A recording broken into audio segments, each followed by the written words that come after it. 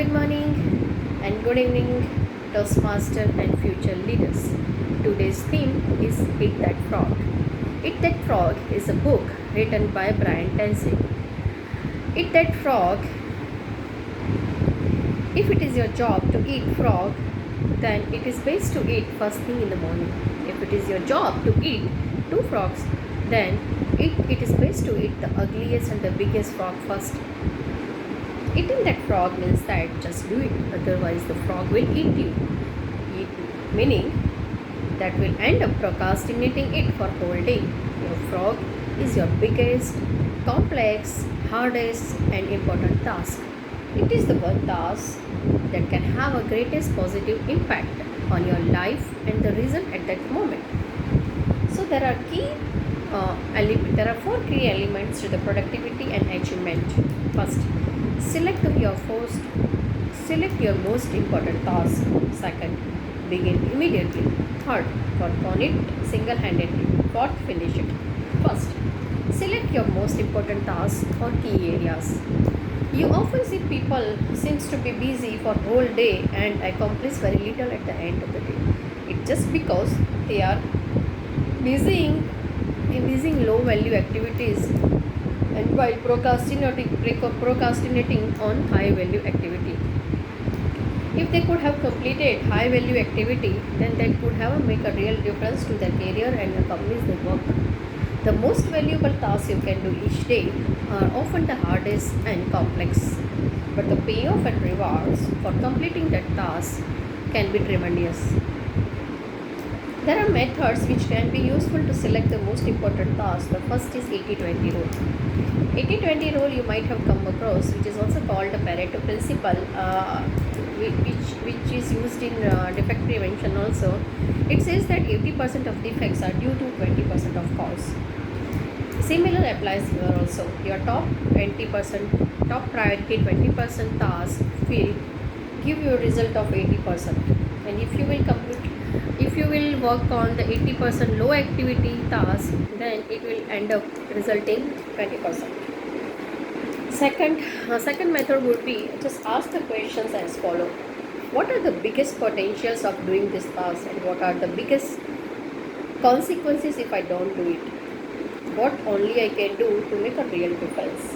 And what is the most valuable use of my time this time?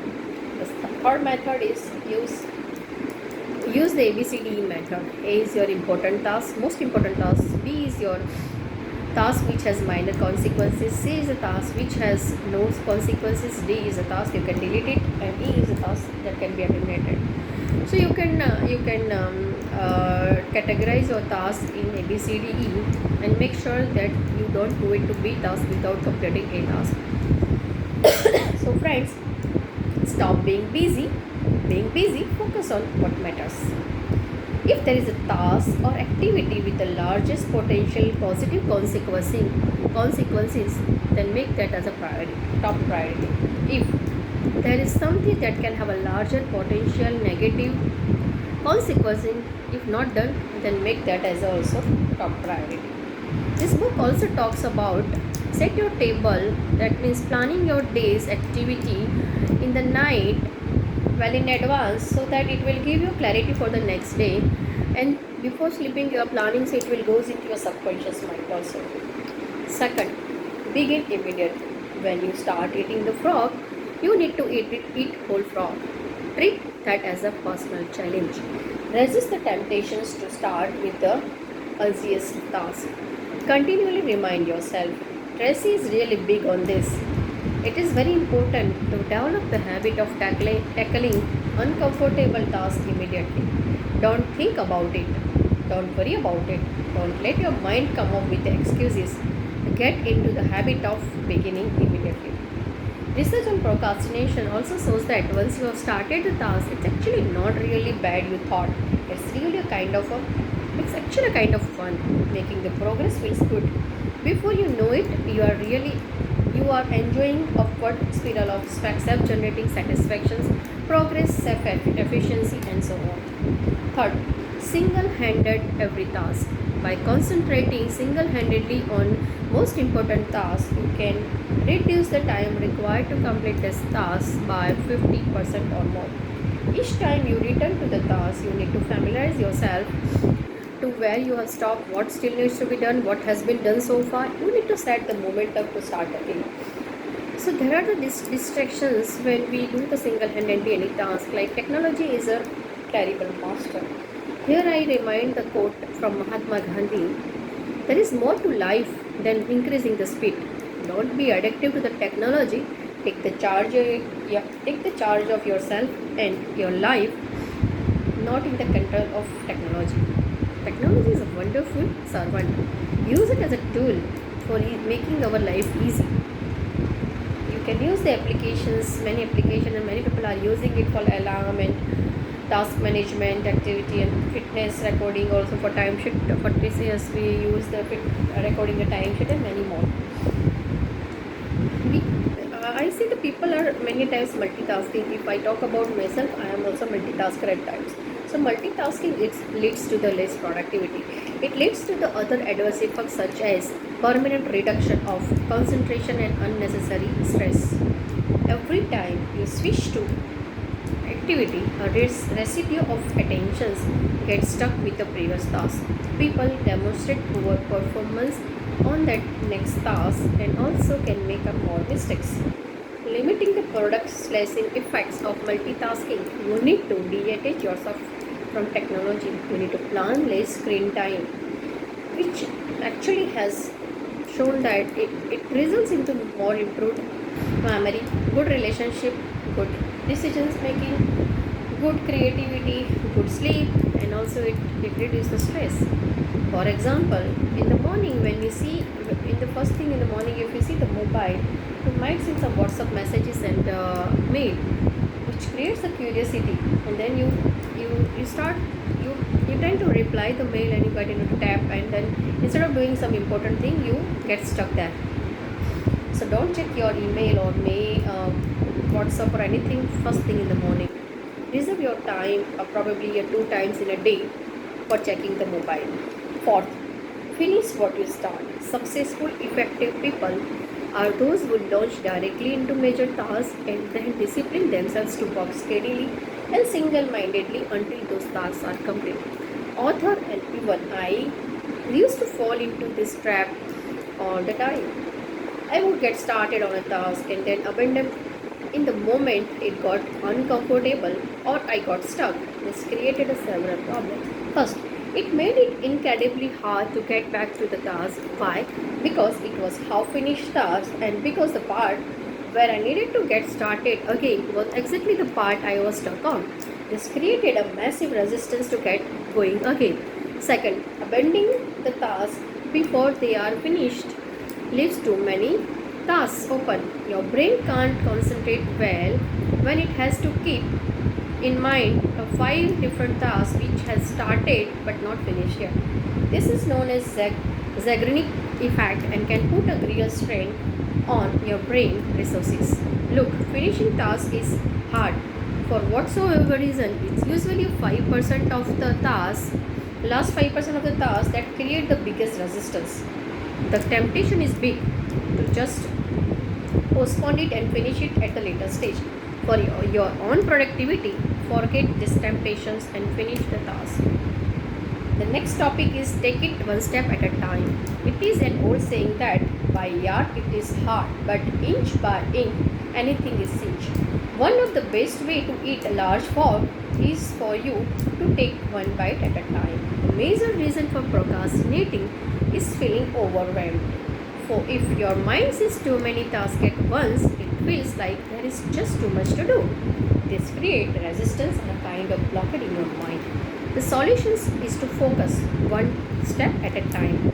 Best-selling author even get stuck if they want to write 50-100 pages in one day. So yeah, if you are getting stuck, try to forget everything that is still to be done. Instead, focus on very next step. Here I remember it reminds me one quote. I dream of a man who take next step instead of worrying about next 1,000 steps.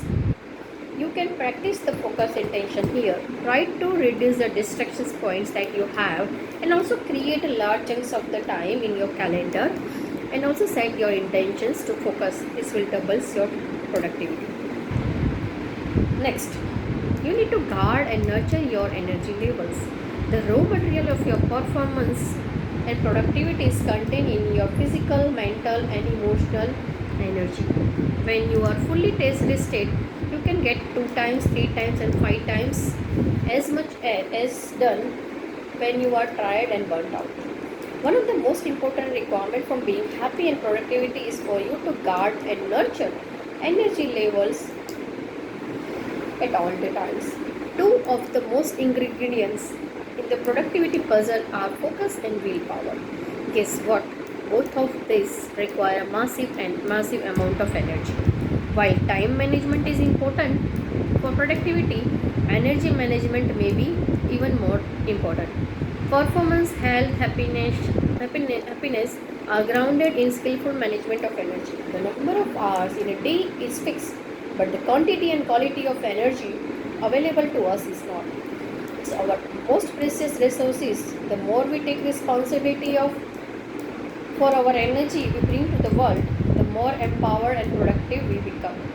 Brian Tracy advised to check, analyze our energy levels, and set the daily health habits. If you can do the meditation, you can do gym exercise, you can do art activity, you can plan weekly 1 day for relaxing, which means you do nothing.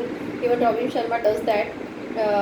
Pursuing your hobbies like music, singing, dance, volunteering, and many more. The next chapter is there are only 3 steps to master in your field. Dedicate yourself to becoming one of the most knowledgeable and competent people in your field. First, read in your field at least 1 hour every day. Get up earlier in the morning and read for 30 to 60 minutes in a book or magazine. Second, take every course and seminar available on key skills that can help you. Attend conventions and business meetings of your professions or occupations. Go to sessions and workshops.